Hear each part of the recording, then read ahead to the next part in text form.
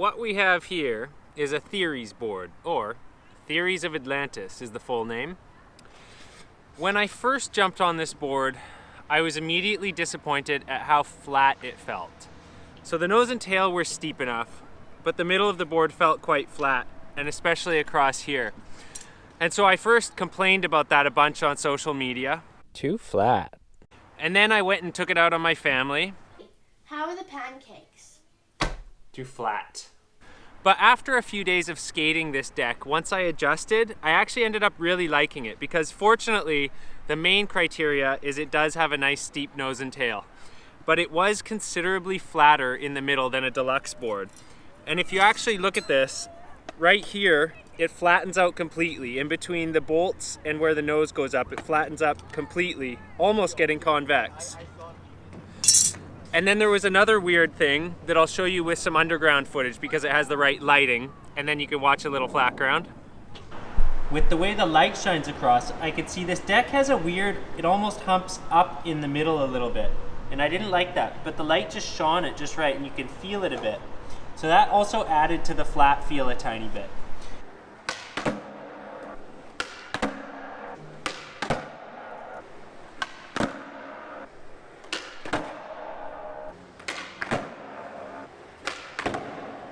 So as you can see, it does have a bit of a weird, almost convex little bit in the middle here. And I checked my real deck, and under the lighting it kind of looks the same, but you can't actually feel it. So it's more flat instead of actually a little bit convex on the top.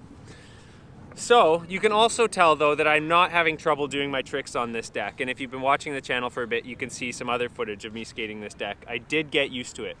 What it reminds me of is it reminds me of girl decks in the late 90s and early 2000s when they were really flat across the middle but actually still had steep nose and tails. Especially chocolate decks used to be like that. They'd have a really steep nose and tail but they'd be totally flat in the middle. So how I got around this is I put more of my foot on the board and I flick harder when I do my tricks. If you think about how the curve works, when it curves up more, it sort of means the board is already getting closer to being able to flip. When it has less curve, you have to turn your ankle over more and flick harder. So I did start doing that and I did get used to this deck. And actually I'm liking it quite a lot now. So let's get into where this one's made. When I first started asking people, it seemed like it was maybe a Chapman board, and people would say Chapmans are notoriously heavy and dense, but very solid. And I would not say this one feels like that. I would call this one springy.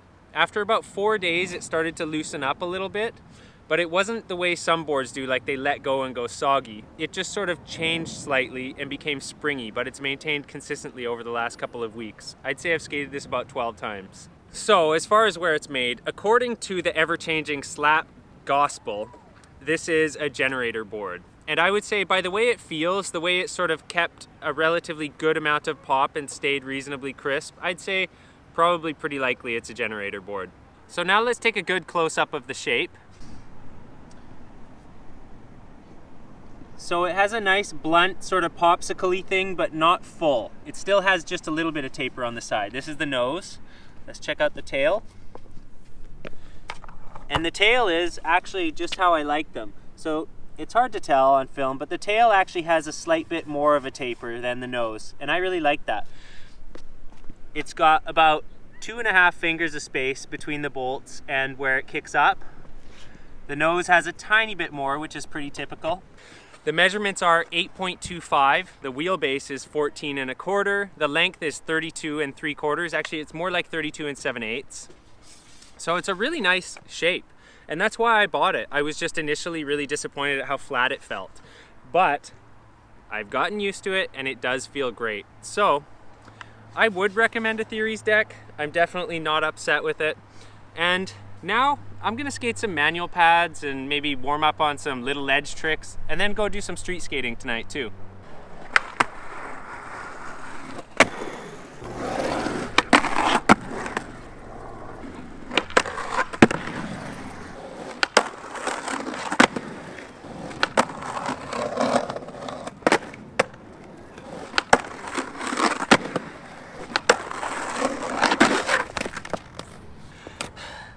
That one really hurt. That's enough of that trick. I'm still reeling from that slam. I should have had my wrist guard on, But back to the board review. In spite of those falls and my lack of completing that trick, the manual balance point on this deck with, I have Thunder High 148 Team Hollow lights, is really nice in spite of that.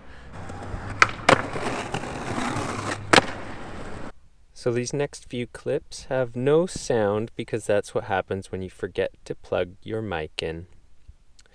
So, unfortunately, you can't hear me grind on these couple of little pinchy grinds. Weep. Weep.